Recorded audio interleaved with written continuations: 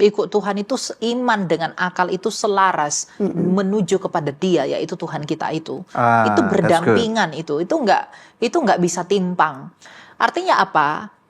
Batalnya ketentuan hukum Taurat termasuk persepuluhan oleh karya Tuhan kita di Kalvari. Itu sebenarnya bukan untuk kita mending-mendingan yang mana, tapi sebenarnya untuk memperkaya kasihnya kita. Itu yang pertama. Kasihnya kita kepada Allah itu tidak akan terjadi kalau ditakut-takuti pendeta. Oh iya dong. Itu nggak mungkin. Jadi kalau kita memberi karena ketakutan, kita nggak memberi dalam kasih. Itu pun nggak ada artinya. Yang kedua, kasih kita kepada Allah seharusnya menuntut kerelaan kita. Itu tidak membenarkan orang yang mengatakan kalau persepuluhan tidak berlaku, maka saya tidak memberi. Seharusnya kalau dia mengerti karya Tuhan di salib, itu akan membentuk kerelaannya memberikan kepada hamba Tuhan menurut kerelaan dan kasihnya. Jadi ini ketemunya ini yang timpang tadi, berat sebelah ini, ketemunya di mana? Di kasih itu.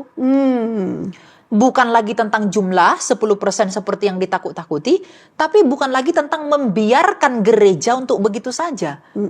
Jadi hamba Tuhan dan jemaat itu sama-sama bertemu dalam kasih. Dalam artian apa?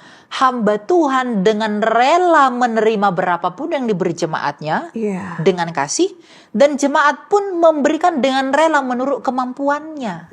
Betul. Ketemunya di situ. Karena kalau tidak ya nggak fair ya. Maksudnya kita ada satu quotes yang mengatakan kita tidak bisa mengasihi tanpa memberikan, dan kalau orang mengasihi itu kan harus memberikan sesuatu, dan contoh yang terbaik yakni Kristus. Dia memberikan hidupnya segala-galanya bagi kita sehingga kita anak-anaknya bisa tetap hidup. Persepuluhan itu tidak jadi indikator orang itu benar kok. Ketika Yesus datang, ada nggak dia tanya berapa persepuluhanmu? Tidak. Kamu kasih bolong. Yang Tuhan Yesus tanya dalam hal penghakiman di Injil itu, dia katakan apa?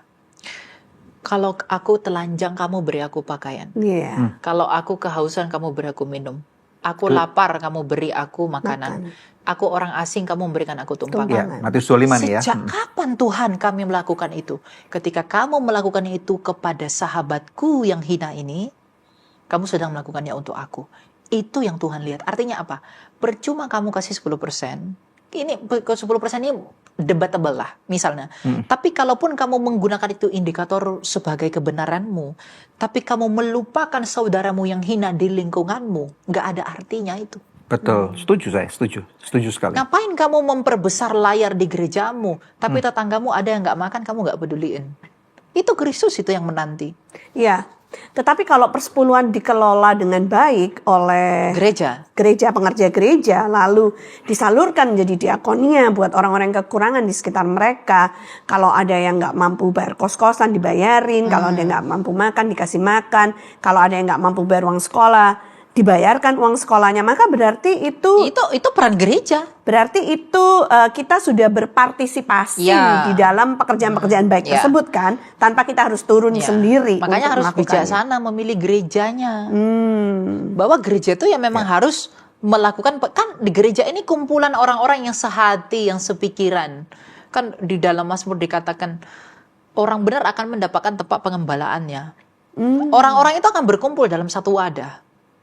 Mau yang sekarakter, setipe, itu akan berkumpul dalam satu wadah.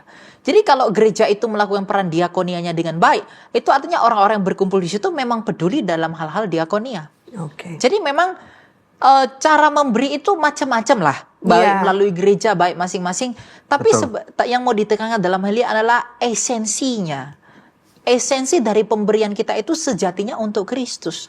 Dan kapan Kristus menerimanya? Ya ketika kita memberikan kepada orang-orang yang hina. Sekarang kita lihat, kita beri kepada gereja, gereja memberi nggak kepada orang-orang seperti itu? Atau sibuk memperbesar. Saya belajar dari abuna saya ya, Bapak Rani saya, dia mengatakan apa? Tidak ada yang lebih berharga dari manusia. Oh iya dong. Abunanya Elia siapa namanya? Namanya Abuna Antoni dari gereja Koptik. Dari gereja Ortodoks Koptik. Dia mengatakan tidak ada yang lebih berharga dari manusia. Artinya apa? Kalau persepuluhan kita misalnya lebih disibukkan untuk bangun gereja ke sana lah, bangun layar ini untuk ini, tapi manusia tidak dipedulikan, buat apa? Tuhan tidak tanya berapa besar layar di gerejamu. Ini kan sama seperti yang Yesus Kristus katakan. Ada orang yang memberikan persepuluhan, kemudian dia tidak lagi mempedulikan orang tuanya. Betul kan? Dan berkata kepada orang tuanya, maaf Pak, porsi yang sudah harusnya aku berikan kepada papa mama, sudah aku berikan sebagai persepuluhan. Nah ini yang Tuhan Yesus marah nih. Berkata, kamu nggak boleh seperti itu, karena prakteknya juga banyak orang-orang Kristen yang tidak peduli kepada orang tuanya. Ini Itu bagaimana? salah. Gini, gimana kamu mengatakan kamu melayani Tuhan, sedangkan orang tua yang Tuhan izinkan membesarkanmu, kamu nggak berikan? Coba, itu logikanya di mana? Nggak logika itu. Kamu bilang kamu memberi kepada Tuhan, Betul. tetapi yang Tuhan perkenankan menjadi orang tuamu, kamu tidak tolong. Kamu sedang berhayal itu. Kamu sedang tertipu. Halu ya? Kamu sedang buta.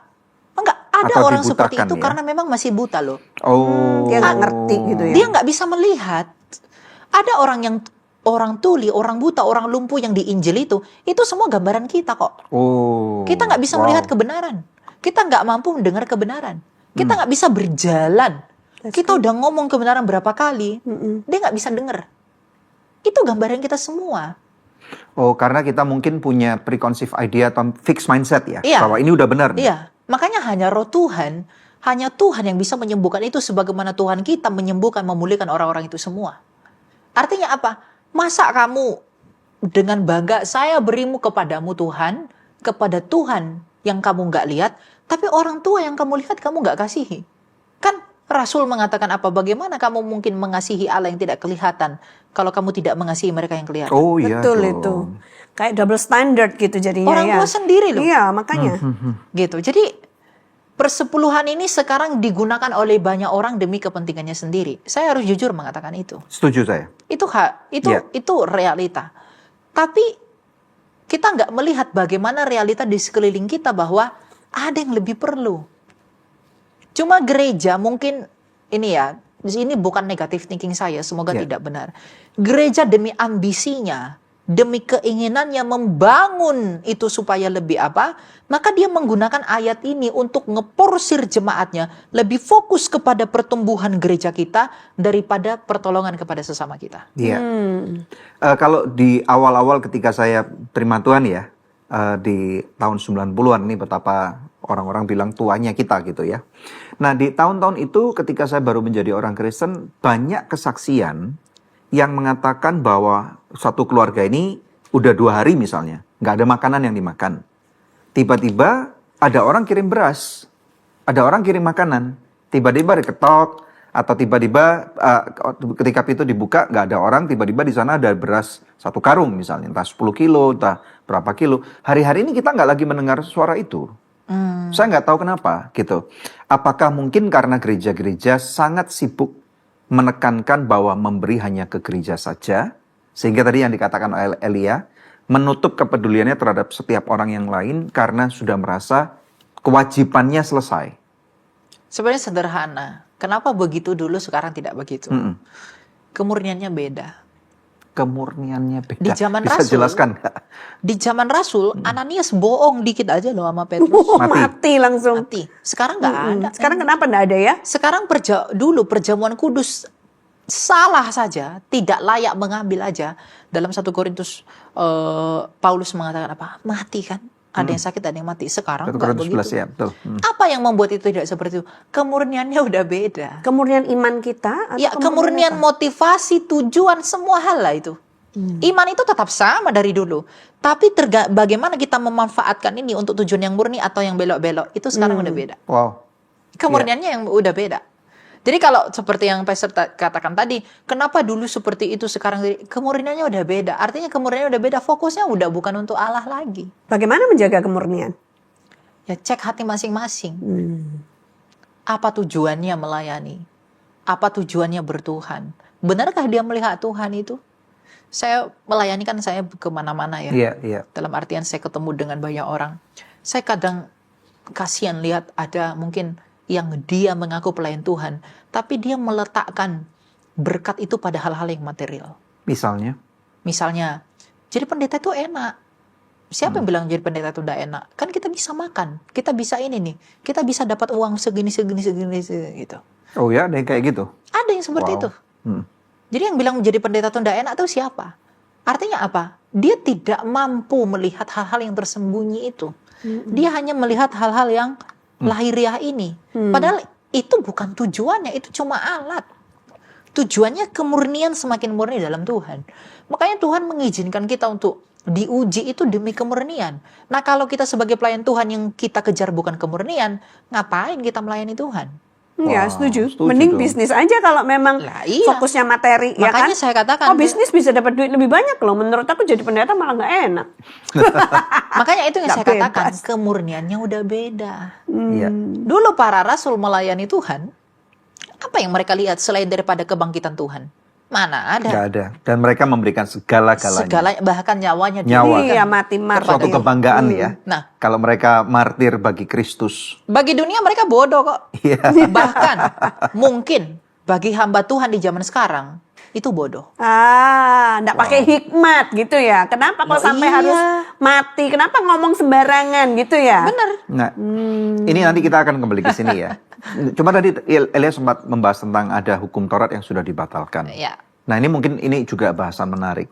Ada yang dibatalkan, ada yang tetap berjalan. Nah, bisa dijabarkan lebih dalam nggak tentang ini? Sebenarnya secara esensial Taurat itu sudah selesai. Sudah selesai. Sudah kan? selesai. Oke, baik. Coba kita baca ya dalam Galatia berapa kalau enggak lupa. Galatia 3. Galatia 3, 23 sampai 25. Sebelum iman itu datang, kita berada di bawah pengawalan hukum Taurat dan dikurung sampai iman itu telah dinyatakan. Jadi hukum Taurat adalah penuntun bagi kita sampai Kristus datang supaya kita dibenarkan karena iman. Sekarang iman itu telah datang, karena itu kita tidak berada lagi di bawah pengawasan penuntun. Ya. Maka kalau hukum Taurat itu penuntun sampai iman itu datang dan Kristus sudah datang, berarti sekarang kita tidak lagi di bawah hukum Taurat kan? Jadi hukum Taurat itu udah selesai. Jadi hukum Taurat itu nggak berlaku lagi. Tapi prinsip-prinsip yang terkandung di dalamnya. Oh iya, jadi hukum misalnya- Taurat itu ada 3. Hukum sipil, hukum seremonial, dan hukum moral. Hukum moral ini tetap berlaku. Tetap berlaku. Tetap Yang berlaku. hukum ritualnya sudah Ya, tidak dilakukan Misalnya lagi. jangan membunuh, jangan berzina, Ya, loh, itu tetap. Gitu. Tapi Jangan tentang bersaksi dusta. Tentang apa? Tentang pengorbanan di bait Allah, Ya, kemudian penyembelihan persepuluhan domba. termasuk itu udah selesai. Oke. Begitu. Nah, ini kita balik lagi ya. Kalau ngomong tentang persepuluhan, katakanlah sekarang persepuluhan sudah tidak berlaku lagi secara hukum, ya kan? Tapi bukan berarti lalu jemaat tidak memberi kepada Ya. Tuhan. Karena di 2 Korintus 9 ayat 7 juga 7. dikatakan, Ya. hendaklah masing-masing memberikan menurut kerelaan hatinya, jangan dengan sedih hati atau karena paksaan, sebab Allah mengasihi orang yang memberi dengan sukacita. sukacita. Nah, kalau memang seperti itu berarti kerelaan hati dan sukacita itu penting ya. Ya. Ketika memberi, kita harus tahu relanya berapa. Bisa tetap sukacita Betul. memberi berapa. Berarti juga nggak harus 10% dong. Kalau rasa syukur kita begitu besar, kalau sukacita kita begitu besar, katakanlah mungkin baru dapat promosi, baru Ya, rumahnya laku setelah sekian tahun, mau dijual nggak laku-laku. Nah, kalau memang ucapan syukurnya besar, berarti boleh dong memberi lebih dari 10% juga. Lebih. Bisa lebih. Tergantung kerelaan Bahkan hati. Rasul aja nggak memberi uang, dia memberi nyawanya karena sukacitanya. Dan kalau kita lihat gereja mula-mula, di situ dicatat ya di Kisah Para Rasul, itu jemaat itu membawa apa yang mereka punya dipersembahkan di bawah Kaki kaki rasul-rasul. rasul-rasul. Membawa semua loh. Ya kan? Makanya Betul. ada kasus kayak Ananias dan Safira bohong gitu kan, bawa sebagian Ya, tapi betul. ngakunya semua. Betul. Nah, sampai maksudnya tuh kalau kita selalu mendebatkan 10% aja sulit untuk memberi. Betul. Sampai kapan orang Kristen bisa memberikan semua yang dia punya Ya. untuk dipersembahkan di bawah kaki rasul? Ya. Jadi itu bukan tentang jumlah. Itu tentang prinsip bahwa memberikannya itu dengan syukur. Ngapain kita beri 10% kalau kita memberi dengan ketakutan? Jadi kita harus memberi menurut kesadaran kita. Yes. Dan standarnya itu ya kasih itu. Karena zaman sekarang juga muncullah suatu keantipatian ya terhadap masyarakat di sosial media ketika ada hamba Tuhan yang videonya diposting tentang persepuluhan. Ini langsung masuk ke situs-situs atau sosial media yang satir-satir, diplesetkan gitu. Ada yang memang yang saya tahu memang terlalu terlewat batas lah. dengan memberikan contoh kesaksian orang yang memberikan persepuluhan, ternyata dipromosikan oleh Tuhan, mendapatkan berkat berlimpah, membawa suatu narasi seakan-akan kalau kamu tidak memberikan persepuluhan, kamu tidak akan mendapatkan promosi. Nah, tetapi pada saat yang bersamaan muncullah kesempatan para ahli-ahli Taurat juga, dalam tanda kutip, yang kemudian mengatakan, ya udah kalau gitu gak usah memberi. Jadi istilahnya ada banyak penumpang gelap nih. Seperti zaman dulu kalau naik kereta api, nggak pakai tiket pun bisa muncul. Naik di atas gerbong, ya kan. Kemudian kalau dicek sama tiketnya mana, kemudian mereka sembunyi di kamar mandi, keluar lagi lah nanti lah apa. Jadi banyak, maksud saya maaf kata, banyak orang Kristen yang dengan dalih ini, mereka mencari kesempatan untuk tidak perlu memberi. Nah, bagaimana nih pandangan Elia terhadap orang Kristen yang penumpang gelap seperti ini? Ya berarti dia tidak mengasihi Tuhan. Berarti tidak mengasihi Tuhan. Tidak mengasihi Tuhan. Karena kalau tidak memberi, iya tidak mungkin kasih tanpa memberi. Tapi memberinya itu apa dulu? Betul. Gitu. Belum tentu uang kan? Belum tentu uang. Betul. Waktu, tenaga, bahkan nyawa. Orang yang tak memiliki. Kadang saya kan di sosial media itu kan banyak kalau pendeta ngomong persepuluhan pada disatir, disindir gitu. Iya, langsung di roasting. Di roasting begitu. Betul. Tapi kadang kita perlu mengerti dari sisi mereka. Kenapa mereka sampai mau satir begitu? Karena mereka sakit. Bukan sakit karena hati. mereka sakit. Disakiti. Bukan karena mereka disakiti. Mereka terluka dengan melihat hamba Tuhan itu. Oh, yang hidupnya terlalu hedon. Bisa jadi. Atau mungkin hidupnya tidak sesuai seperti yang mereka lihat. Tidak sesuai pada realitanya. Mereka ngomongin persepuluhan. Iya. Tapi mungkin persepuluhan harus dikatakan diberkati, begini segala macam. Tapi mungkin dia tampil tidak selayaknya sebagai seorang hamba Tuhan. Tidak. Superstar. Ya, layaknya seperti bintang, seperti artis. Tidak tampil seperti seorang hamba. Kalau kita bandingkan di para rasul, mengapa mereka memberi kepada rasul-rasul apa yang mereka miliki dengan sukacita? Mereka tidak terluka dengan gaya hidupnya para rasul. I see. Jadi sehingga mereka memberi sukacita tidak dengan paradigma, mereka memberi dengan sukacita tidak dengan rasa luka. Tapi karena mereka melihat apa? Ya ini memang aku bersyukur sama kamu. Karena aku nggak melihat kamu pribadi, tapi karena aku melihat Tuhan dalam kamu. Nah sekarang pertanyaannya, ada begitu banyaknya satir di sosial media, kita nggak boleh hanya menyalahkan mereka yang satir. Setuju, tapi kita harus introspeksi diri. Setuju. Kenapa mereka menyerang saya? Kenapa mereka menyindir saya? Mungkin saya berbicara persepuluhan dan lain-lain, tapi itu nggak ada dalam hidup saya. Dan juga mungkin gini ya, terlalu banyak gereja yang kan setiap minggu itu kan kita bertemu di gereja, minggu pertama, minggu kedua, minggu ketiga, keempat, dan kadang-kadang minggu kelima. 5 minggu dibahas persepuluhan terus, dibahas tentang uang Nggak terus. ada topik lain. Seakan-akan nggak ada topik lain. Halo para pendeta, sahabat-sahabat saya, mari kita mengkupas firman Tuhan itu banyak loh tentang kesehatan badan, tentang mental health juga ada, tentang keluarga, tentang bisnis, tentang kedalaman kerohanian, banyak. Kalau kita memberikan khotbah nanti ujung-ujungnya persepuluhan lagi, nanti kita akan disatir nih nanti. Nanti kita akan melihat bahwa jemaat kita akan nuding, tahu nggak jemaat itu bukan bodoh.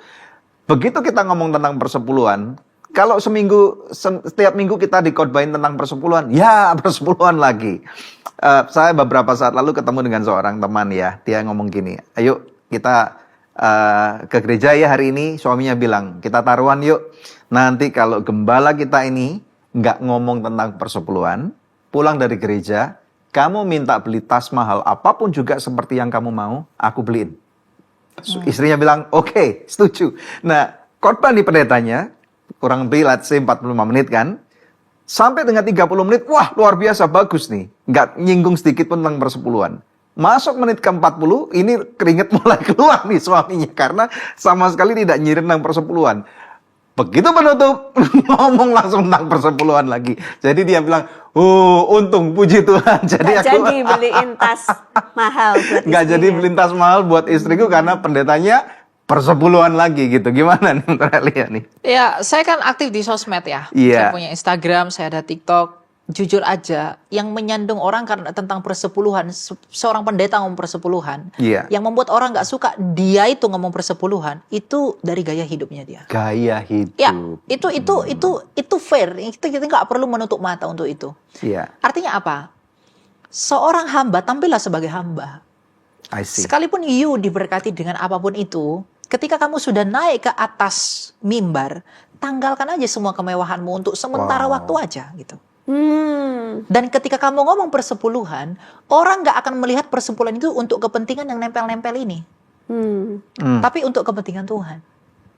Yang tersandung, banyak orang tersandung, apalagi anak muda yang kritis dengan yang sudah jenuh dengan gereja modern ini. Betul. Itu tersandungnya karena gaya hidup hamba Tuhannya. Wow. Itu nggak bisa saya nggak bisa menutup itu. Jadi kalaupun misalnya berkat Tuhan tuh nggak pernah salah kok. Kalaupun kamu diberkati Tuhan, kamu pendeta diberi apa-apa, ketika kamu naik ke mimbar memberitakan Dia yang dipaku dan bermahkota duri itu, tanggalkan dulu semua. Kamu nggak mungkin lah nggak tahu apa yang membuatmu itu merasa tersandung. Jadi tanggalkan dulu semua yang kamu anggap hal yang baik lah, hal yang mewah, yang lain-lain. Kamu ngomong, saya yakin ketika kamu ngomong di mimbar persepuluhan, kamu tampil selayaknya sebagai seorang hamba, berpenampilan biasa aja gitu. Tuh ngomongnya itu biasa aja gitu. Pasti orang nggak akan ngejek kok. Orang tuh nggak akan satir. Kenapa? Karena dia melihat bahwa kamu ngomong persepuluhan bukan untuk kepentingan apa yang ada di dalam kamu. Iya. Nah, kalau dia sudah tampil membawa semua kemuliaannya di mimbar, ngomongin persepuluhan, apalagi orang yang imannya lemah, yang belum mampu melihat, dia akan menganggap semua yang dia omongan itu untuk dirinya. Oh, nggak heran dia ngomong persepuluhan, wong dia pakai ini, wong dia begini, itu yang buat tersandung. Iya, cuman yang rada disayangkan juga adalah setiap hamba Tuhan yang ngomong tentang persepuluhan nih, termasuk kita nih hari ini nih, kalau nanti dicuplik masuk sosial media kita nggak tahu nih ya. Tapi anyway termasuk hamba Tuhan yang kelihatannya sederhana atau dalam bahasa kekinian miskin. Begitu dia ngomong persepuluhan, bahasa sekarang. Begitu dia ngomong persepuluhan habis tuh. Duit lagi. Tanpa netizen peduli untuk melihat rekam jejak daripada hamba Tuhan itu.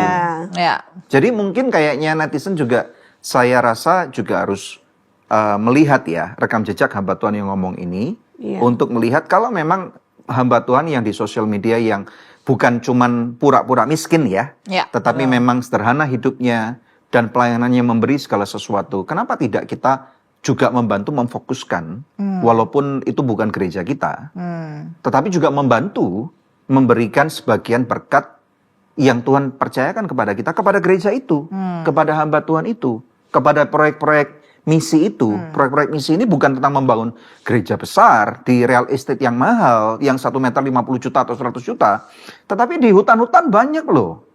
Hamba Tuhan di hari-hari ini di abad 21 itu banyak yang mau menyerah. Dan tolong kita nggak bisa dengan saya Nasri mengatakan bahwa Tuhan yang menyediakan. Cobalah pergi ke sana, tinggallah 1 minggu aja di tempat itu atau 2 minggu. Dan kemudian lihat betapa susahnya mereka harus bertahan dengan iman, tanpa listrik, tanpa adanya mall, tanpa adanya tempat tinggal yang layak. Dan mereka yang memilih untuk diutus ke sana, dan kita orang kota cuma tinggal nyinyir. Saya rasa itu juga nggak fair. Gimana? Iya, artinya ya kita sebagai netizen juga harus harus menguji segala sesuatu begitu. Betul. Kita harus melihatnya dengan kacamata yang adil, dalam artian nggak semua orang pendeta yang ngomong persepuluhan itu ya untuk dirinya sendiri. Makanya kita sebagai hamba Tuhan, agar itu tidak terjadi risikonya kita kurangi, ya kita harus tahu kok sebenarnya apa yang harus kita lakukan. Cuma karena kita mungkin ada yang belum mampu memahami atau kurang peka, kurang waspada pada hal-hal seperti ini, sehingga ya itu menjadi, makanya sebenarnya siapa yang perlu disalahkan ini tidak bisa saling-saling menyalahkan antar jemaat dengan hamba Tuhan. Masing-masing kembali kepada kesadaran. Minta tolong kepada Tuhan agar Tuhan itu memberikan kita kesadaran dan hikmat bagaimana kita seharusnya tampil sebagai seorang hamba dan bagaimana jemaat seharusnya memikirkan perkara-perkara yang demikian. Begitu, karena bagaimanapun apa yang kita lihat belum tentu demikian. Apa yang kita pikirkan belum tentu seperti itu kebenarannya. Apa yang kita tunjuk untuk kita hakimi belum tentu seperti yang kita pikirkan itu. Artinya memang ya hamba Tuhan itu harus minta hikmat kepada Tuhan bagaimana ia tampil sebagai hamba Tuhan, tapi juga jemaat juga harus meminta pertolongan daripada Tuhan bagaimana ia harusnya memberikan sikap terhadap hal seperti itu. Saya pikir itu sinergi yang sangat baik karena kita tidak mengandalkan keterbatasan asumsi kita tidak mengandalkan keterbatasan kita, tapi kita mengandalkan kehendak Tuhan, bagaimana Tuhan berperkara pada hal-hal semua ini. Karena kalau kita ngomong tampilan, Raja Daud aja melepaskan jubah kebesarannya untuk bisa menari-nari menyembah Tuhan, betul. gitu ya. Terus kalau misalnya kita ngomong kerelaan hati, nah ini mau bertanya sama Elia, gimana caranya kita meningkatkan kerelaan hati kita supaya kita bisa memberi lebih dari yang biasa-biasanya gitu. Ya, nggak cukup hanya rela, harus berhikmat juga. Memberi tanpa berhikmat itu sia-sia. Kita rela tapi tidak memiliki hikmat, itu mubazir. Betul. Artinya apa? Kita harus tahu kepada siapa kita memberi. Kita harus melihat mana yang tangan Tuhan. Kita harus mampu melihat mana yang membutuhkan, mana yang lebih perlu. Kita harus mampu melihat itu. Kalau kita nggak mampu melihat itu, yang penting asal tabur aja lah, asal beri aja, asal itu bukan kasih, itu kebodohan. Wow. Kita melihat misalnya seseorang seperti yang Pastor tadi sampaikan, coba lihatlah kepada mereka yang di pedesaan itu. Pokoknya memberi, kasih aja sama yang udah gede ini, yang ini nggak kita pedulikan. Kan kita menyiksa mereka, menghina mereka kan. Betul. Ya, itu mengatakan artinya, bahwa itu nggak penting. Iya, artinya kerelaan itu juga harus sesuai dengan hikmat Tuhan. Bagaimana untuk rela? Kerelaan itu anugerah dari Tuhan. Kerelaan itu nggak bisa timbul dari diri kita. Karena apa? Diri kita yang penuh dengan dosa ini, kita ingin mengandalkan kekuatan kita, kita hanya ingin memiliki apa di dalam diri kita. Jadi kerelaan itu anugerah Tuhan. Sangat setuju. Kita mampu memberi itu bukan karena kita ya dari diri kita. Karena dosa di dalam diri kita bukan memberi bahkan untuk menerima saja. Dosa di dalam diri kita tidak memampukan kita untuk rela. Jadi kerelaan itu... Tolong diulang. Dosa di dalam diri kita tidak memampukan kita untuk rela. Iya. Wow. Dosa itu menarik kita untuk seperti Adam ketika jatuh dalam dosa mencari kepastian. Sehingga untuk mencari kepastian kita sibuk menumpuk untuk diri kita, tidak rela memberi untuk yang lain karena khawatir. Betul. Jadi dosa itu yang membuat kita tidak rela. Maka bagaimana kita memiliki hati yang rela itu hanya pertolongan Tuhan. Nah, bagaimana kamu bisa mendapat pertolongan dan kemurahan Tuhan? Ya kamu fokus mencari Tuhan agar kamu rela. Kamu ketika melihat Tuhan dalam kenyataannya, cintamu akan bertumbuh. Kamu gak peduli lagi tuh dengan hartamu dan bahkan nyawamu. Itu yang dilihat para rasul. Paulus ketika ikut Yesus, sebelum ikut Yesus, dia bangga sekali kan dengan kerasulannya, kefarisiannya. Dia bangga sekali dengan gelarnya yang dari Tarsus itu. Dia bangga sekali dengan orang tuanya yang dari Giskala. Dia bangga sekali bahwa dia dari Benyamin, orang kaya. Dia bangga sekali dengan dia murid seorang Rabban, yaitu Gamaliel. Tapi ketika mengikut Tuhan, apa dia berkata? Apa yang dulu ku anggap mulia, sekarang ku anggap sampah. Karena dia tidak mempertimbangkan itu. Dia nggak fokus pada itu lagi. Dia sudah fokus pada Tuhan. Dia melihat kekayaan Tuhan. Dia melihat kebesaran Allah. Dia melihat kemuliaan Kristus yang dibungkus dalam bejana itu. Ketika dia mampu melihat dan kebutaannya disembuhkan oleh Tuhan, dia nggak peduli lagi tuh sama kebanggaannya dulu. Betul sekali. Maka dia bukan hanya memberi loh. Dia meninggalkan. Dia jadi penjual tenda. Bayangkan, oleh karena Kristus dia meninggalkan semuanya itu, bukan hanya memberi. Ketika ikut Yesus, dia nggak hanya memberi ini ya 10%, ini dia nggak itu lagi. Nggak hitung-hitungan lagi. Saking indahnya Kristus yang dia lihat itu, dia tinggalin tuh. Coba, dia tinggalin itu semua. Saking indah. Makanya saya katakan, fokusnya kita bukan lagi mempertimbangkan itu atau tidak, tetapi mencintai Tuhan, memfokuskan arah hidup jiwa kita kepada Tuhan, agar apa? Agar Tuhan itu yang kita rasa cukup bagi kita. Amen. Sehingga yang lain-lain itu akan rela untuk apa? Untuk kita tinggalkan, bahkan dosa. Itu yang paling penting. Ketika kita fokus kepada Tuhan, kerelaan yang paling penting adalah kerelaan untuk meninggalkan dosa loh. Kerelaan meninggalkan dosa. Bukan hanya tentang membagi-bagi duit. Bukan hanya tentang membagi-bagi uang. Tapi ketika kita fokus kepada Tuhan, kerelaan yang paling penting adalah kerelaan untuk meninggalkan dosa. Saya cinta uang, kamu harus rela tinggalkan itu. Karena semakin seperti Pak Stephen Tong, itu pernah memberi analogi yang bagus sekali. Kamu misalnya ini sebuah lampu. Kamu ketika berdiri dari lampu itu jauh, kamu akan punya bayangan. Tapi ketika kamu semakin dekat, semakin bersatu dengan lampu itu, kamu tidak lagi punya bayangan karena kamu sudah di dalam Dia. Maka ketika kita sudah semakin dekat kepada Kristus, kita nggak lagi lihat yang di belakang itu. Kita fokus menikmati indahnya Allah ini. Tapi kenikmatan keindahan Allah itu tidak lagi pada hal-hal yang material, tapi pada hal yang seperti Tuhan katakan. Ya. Aku memberikan kelegaan kepada jiwamu. Amin. Wow. Kebahagiaan batin, kebahagiaan itu bukan status benda. Kebahagiaan itu status batiniah. Ya. Makanya Tuhan datang ke dunia tidak menawarkan perdamaian daging. Dia menawarkan perdamaian jiwa dengan Allah. Amin.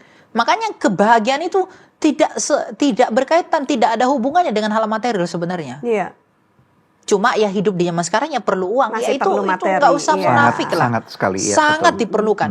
Tetapi jangan letakkan iman dan kebahagiaanmu di atas dasar itu. Ya, setuju. Dan Kalau- merasa bersalah kalau tidak memberi.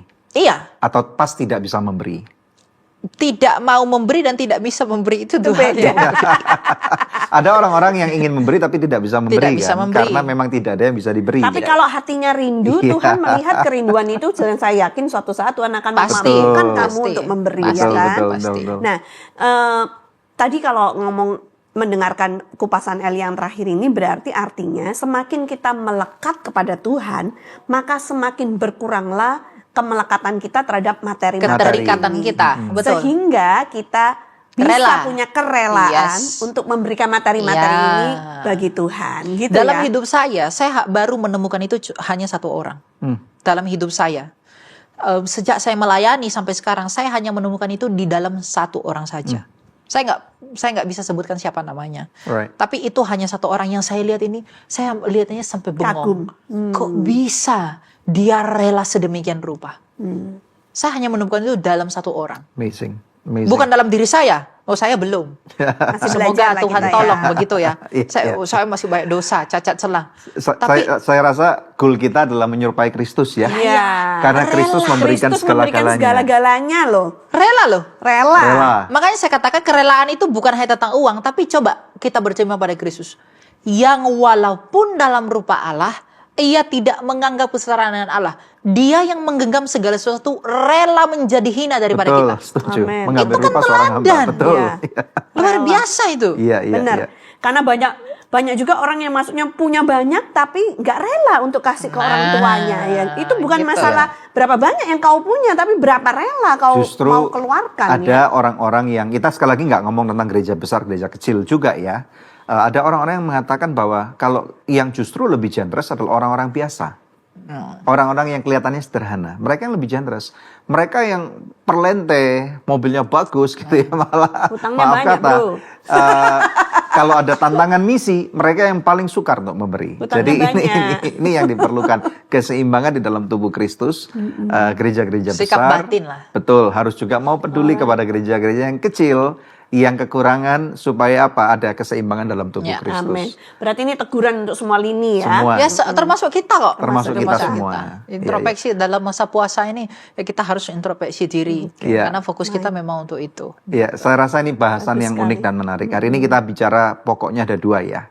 Yang pertama adalah tentang Melkisedek. Berarti Melkisedek adalah Kristus Ya. yang merupakan gambaran sebelum dia datang menjadi dalam rupa manusia. Inkarnasi sebagai sebagai manusia. manusia.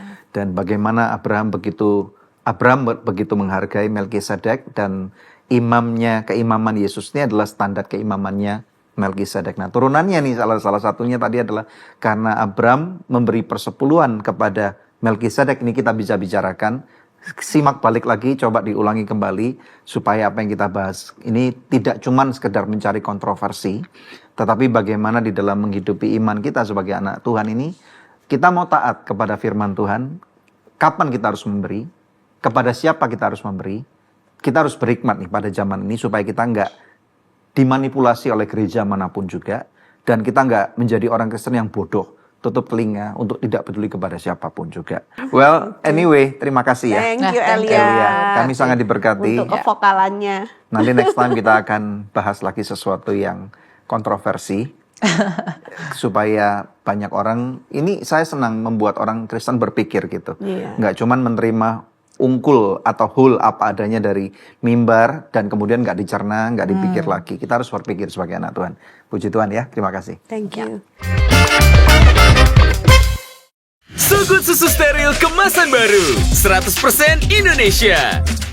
So Good Susu Steril, cara enak bikin body enak. So Good Susu Steril, 100% Indonesia, 100% ngenakin.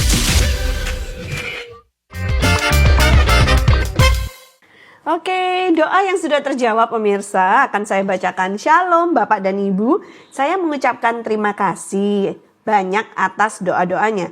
Puji Tuhan, saat ini suami saya tidak lagi minum minuman keras dan saya juga dipulihkan sehingga tidak lagi menyediakan alkohol untuknya.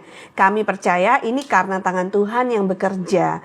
Mujizatnya sungguh luar biasa. Terima kasih banyak, good news, Tuhan memberkati. Wow, puji Tuhan kalau bisa dilepaskan dari kecanduan alkoholnya.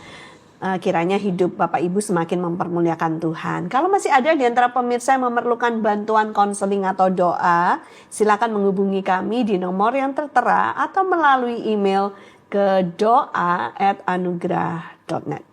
Memberi atau tidak memberi? Mari kita lihat firman Tuhan di 1 Yohanes 3, 17-18. Barang siapa mempunyai harta duniawi dan melihat saudaranya menderita kekurangan, tetapi menutup pintu hatinya terhadap saudaranya itu, bagaimanakah kasih Allah dapat tetap di dalam dirinya? Ayat 18, anak-anakku, marilah kita mengasihi bukan dengan perkataan atau dengan lidah, tetapi dengan perbuatan dan dalam kebenaran.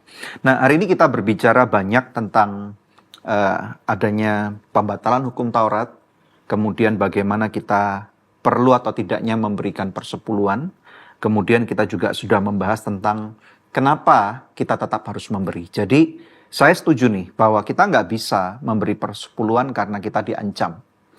Masukan saya adalah kalau ada orang atau gereja yang mengancam jemaat untuk kamu harus memberikan persepuluhan, menurut saya berikan, tetapi tidak kepada gereja itu dan berikan kepada gereja yang lain.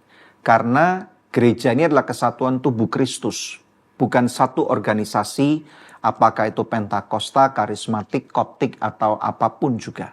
Tetapi seluruh tubuh adalah milik Kristus. Nah, silakan Anda tentunya telaah, karena setiap gereja juga mempunyai kebutuhan yang berbeda-beda. Ketika kita tertanam di sebuah gereja, dan memilih untuk bertumbuh di sana, maka seharusnya kebutuhan gereja itu adalah menjadi kewajiban kita. Tanpa disuruh, saya mempunyai 2 orang anak, ketika anak saya harus bayar uang sekolah, saya nggak bisa menuntut dia untuk nanti kalau kamu dewasa, kamu harus gantian yang mensupport kehidupan orang tua kamu. Saya nggak memperlakukan perhitungan itu terhadap anak-anak saya. Dan saya percaya bahwa ketika nanti anak-anak saya sudah dewasa, dan ketika suatu hari, kalau saja saya sebagai orang tua membutuhkan sesuatu, sudah selayaknya seorang anak yang mengasihi orang tuanya untuk ikut urun rembuk. Nah, namun ini memang harus diajarkan. Makanya, mari kita melihat bahwa sebuah paradigma gereja bukan cuma satu organisasi.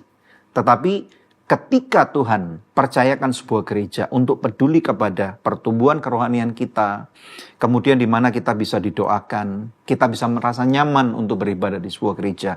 Gerejanya nggak kebanjiran. Kemudian gerejanya juga nggak kepanasan. Gerejanya juga cukup mengikuti tren gitu ya, relevan lah. Zaman sekarang ini debatable, dan gerejanya peduli kepada orang-orang miskin. Kenapa tidak kalian sebagai jemaat yang mendukung dan tidak harus dipaksa, tidak harus sampai dikhotbahin mulut sampai berbusa-busa, kemudian mencari celah untuk tidak perlu memberi. Saya rasa ini bagian juga dari tadi apa yang dikatakan oleh narasumber bahwa ada jemaat yang pindah gereja karena supaya tidak harus memberikan persepuluhan. Tuhan tahu apa yang menjadi isi hati kita. Dan firman Tuhan juga mengatakan selama bumi itu ada musim tabur dan musim menuai itu juga tidak mungkin dibatalkan oleh Tuhan. Karena Tuhan punya prinsip kebenaran dan firman Tuhan adalah iya dan amin. Banyak gereja-gereja yang membutuhkan hari-hari ini di seluruh Indonesia. Bukan cuma satu organisasi aja. Contohnya apa yang terjadi di Sibolga ya. Di Tapanuli Tengah, di Aceh, di Sumatera Utara. Bulan November 2025 ada banjir bandang yang sangat besar. Nah, memang bukan Yayasan Anugerah saja yang membantu, Dan ada banyak gereja-gereja yang kekurangan pada saat ini. Nah, saya sebagai host di Good News Program mendorong pemirsa-pemirsa untuk mencari tahu gereja mana saja yang saat ini dalam kondisi yang masih ketutup lumpur. Nah, kebetulan di pelayanan kami ada 2 gereja yang saat ini kami bantu, gitu ya. Ada sebuah gereja GBI dan yang satunya ada sebuah gereja GPDI. Kami lagi bantu untuk bangun ulang mereka, gitu ya, dari awal supaya mereka bisa layak. Semestinya banyak yang perlu dibantu, minimal ada 10 atau 20 gereja. Namun dengan keterbatasan ini, saya mendorong setiap pemirsa Good News Program untuk mengasihi Tuhan, mengasihi anak-anak Tuhan, bukan cuma melihat dari 2 gereja ini saja. Nah, coba cari tahu dari sosial media, dari apapun juga, selidiki gereja ini apa. Dan kalau memang ada kelebihan di dalam kehidupan Bapak Ibu sekalian, kenapa tidak saudara yang memberikan bantuan itu? Ya, bukan cuman bantuan dalam bentuk besar, sekecil apapun juga, atau mungkin kalau saudara diberkati Tuhan, kenapa kita tidak contoh orang-orang yang bukan anak Tuhan yang ketika membuka platform untuk memberi terkumpul 10 miliar. Dan saya rasa bukan anak-anak Tuhan kebanyakan yang memberi. Kan sayang ini. Sehingga gereja harus belajar daripada orang-orang yang tidak kenal firman Tuhan. Kenapa tidak orang dunia yang belajar daripada orang-orang yang kenal firman Tuhan.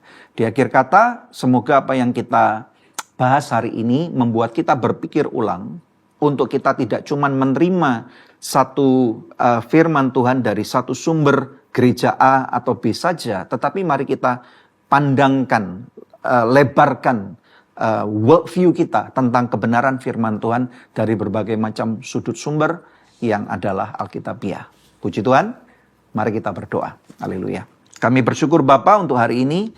Terima kasih untuk kebenaran firman-Mu, kebenaran yang sudah dibicarakan hari ini di forum Good News Program ini. Semoga Tuhan apa yang menjadi kebenaran-Mu dinyatakan dan membuat kepedulian bahwa anak-anak Tuhan untuk ikut peduli dan mau membangun gereja-gereja yang bahkan kesusahan, orang-orang Kristen yang gak bisa makan, orang-orang Kristen yang gak bisa sekolah, dan mereka yang lagi tercarut-marut dalam kehidupan ini. Berkat-Mu berlimpah buat setiap pemirsa Good News Program. Dan terima kasih untuk Elia Myron yang hari ini sudah Engkau pakai sebagai narasumber kami hari ini.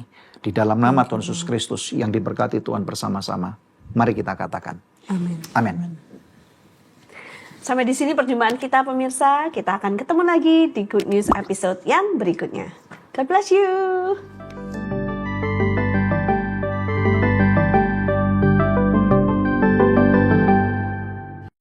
So Good Susu Steril kemasan baru 100% Indonesia.